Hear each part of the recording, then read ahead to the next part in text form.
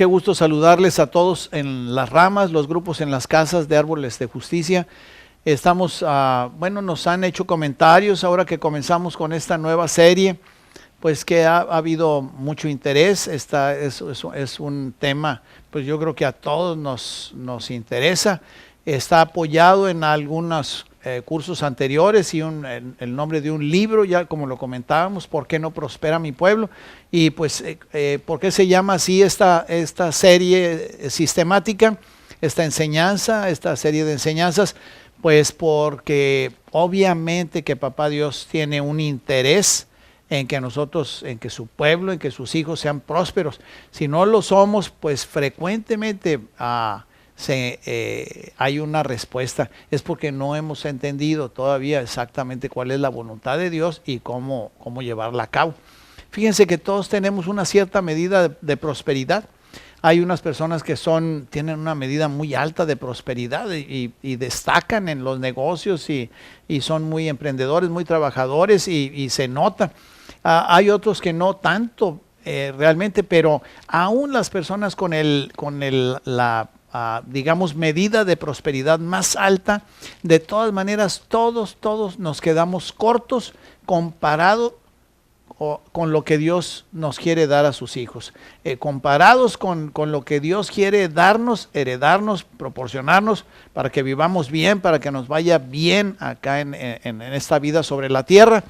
Pues nos quedamos muy cortos.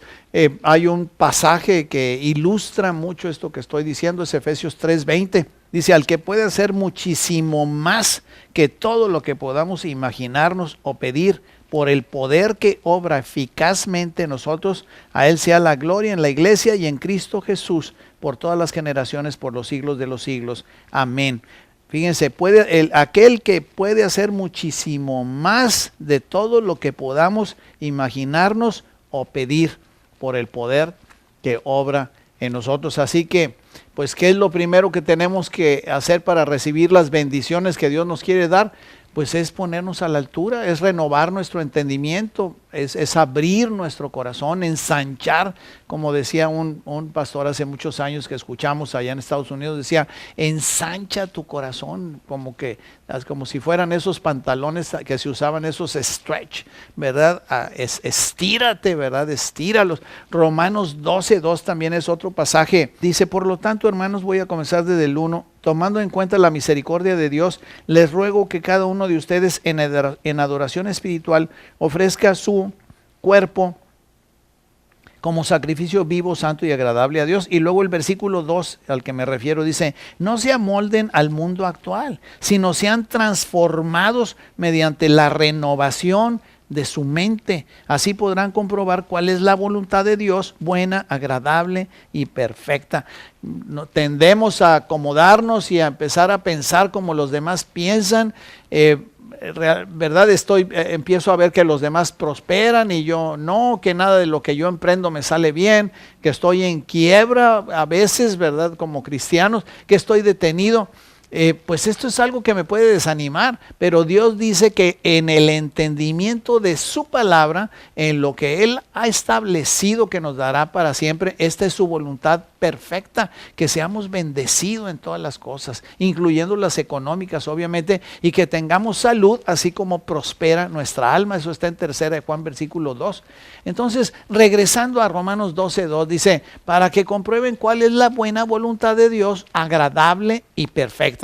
Para que comprueben, o sea, para que lo comprueben, para que lo comprobemos, vaya. Es una buena pregunta aquí. ¿Ya comprobamos lo que Dios dice?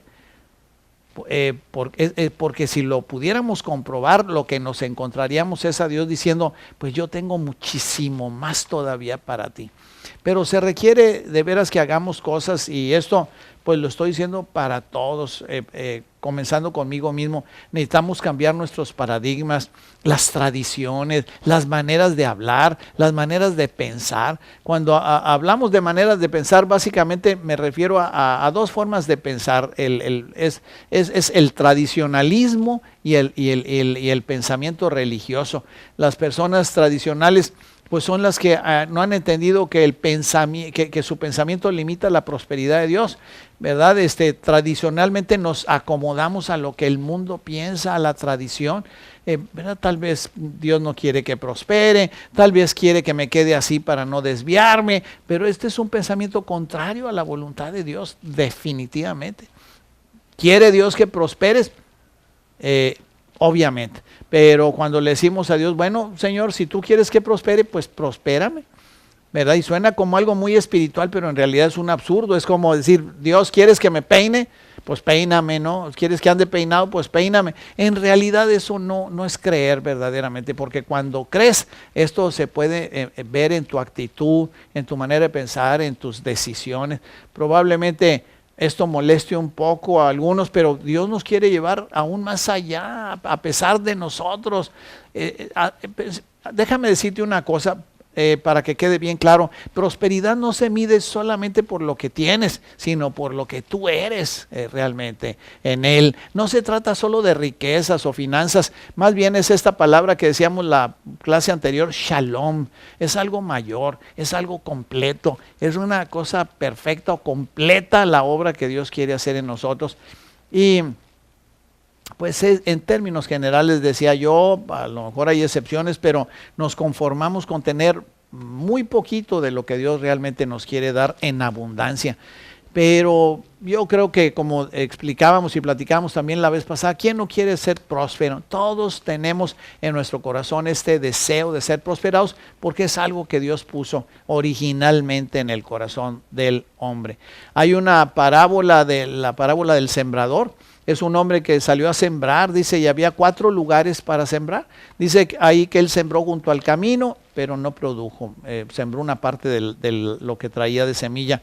Otra parte de la semilla la puso entre pedregales, no produjo. Luego sacó otra semilla y sembró entre espinos, tampoco produjo. Finalmente puso sus otras semillas, las que le quedaban, en una tierra buena, y esta produjo y dio fruto, y mucho fruto.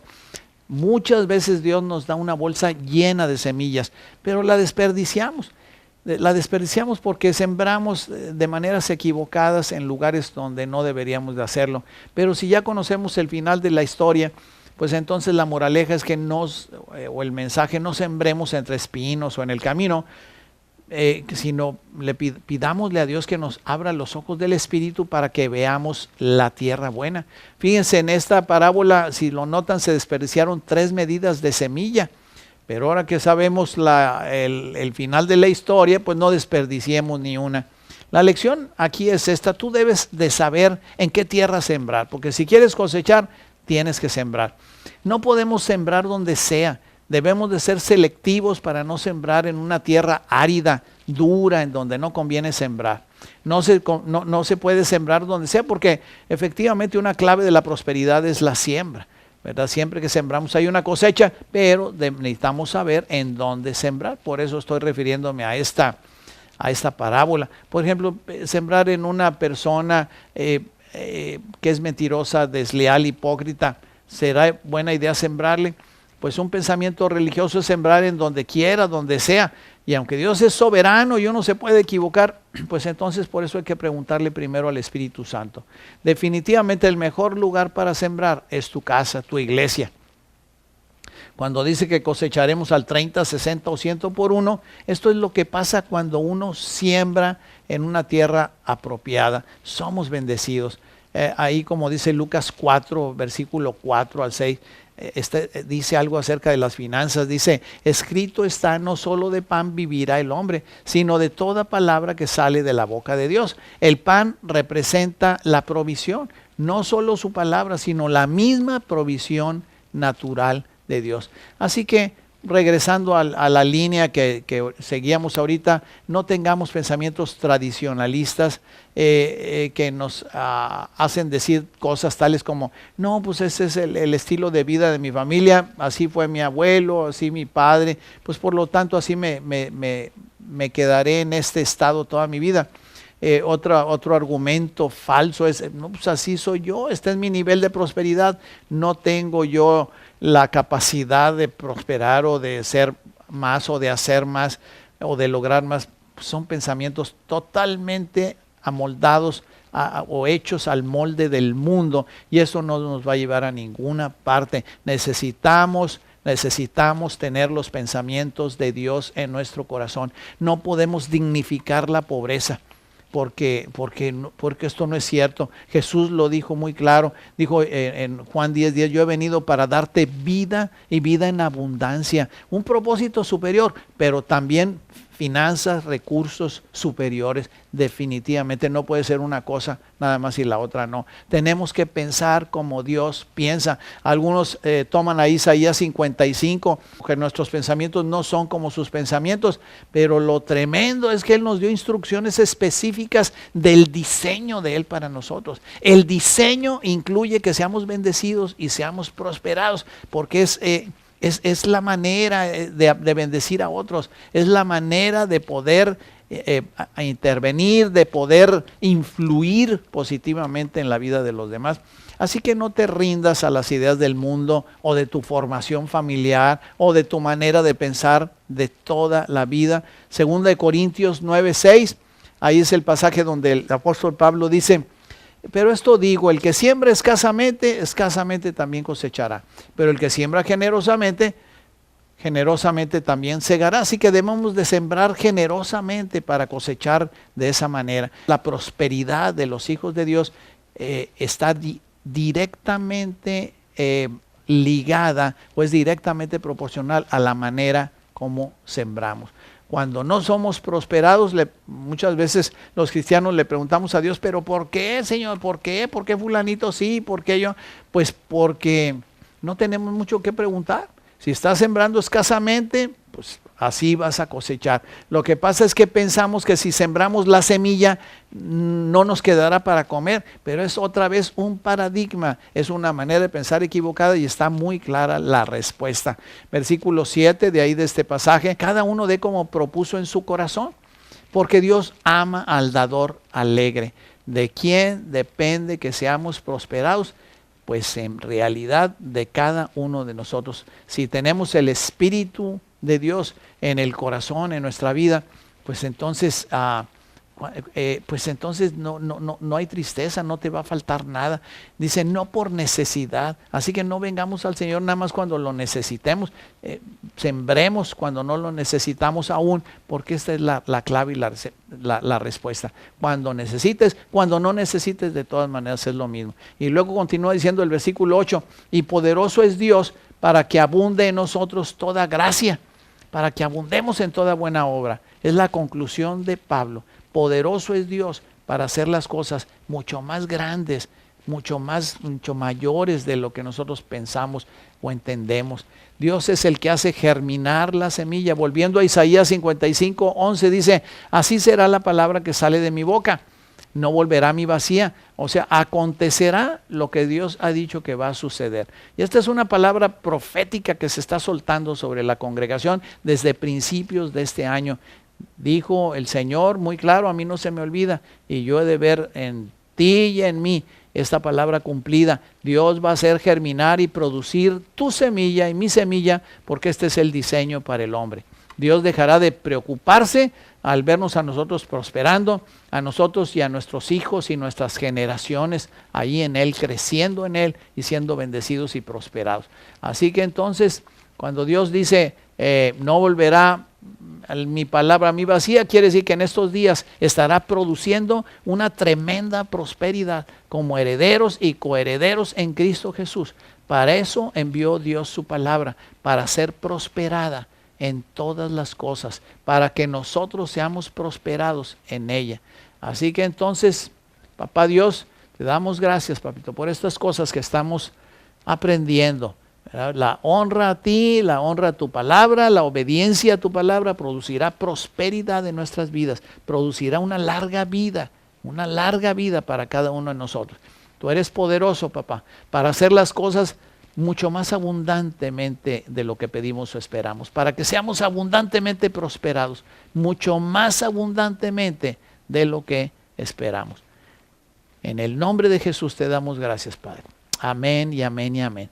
Me quiero despedir encargándote algunas cosas. ¿Por qué no escribes para la próxima clase unos 10 conceptos acerca de lo que has creído acerca de las finanzas a lo largo de tu vida. 10 conceptos muy sencillos. ¿Qué es lo que tú piensas acerca del dinero? Porque muchos de esos conceptos de lo que pensamos acerca del dinero han estado equivocados y lo vamos a comprobar a lo largo del curso. Que te encargo esta tarea, no se te olvide. Apúntala ahí, es para ti realmente, y para que la puedas comparar y revisar al término de esta, digamos, de esta enseñanza sistemática. Que Dios te bendiga muchísimo, que estés bien en todo, que seas prosperado y bendecido en todo lo que hagas.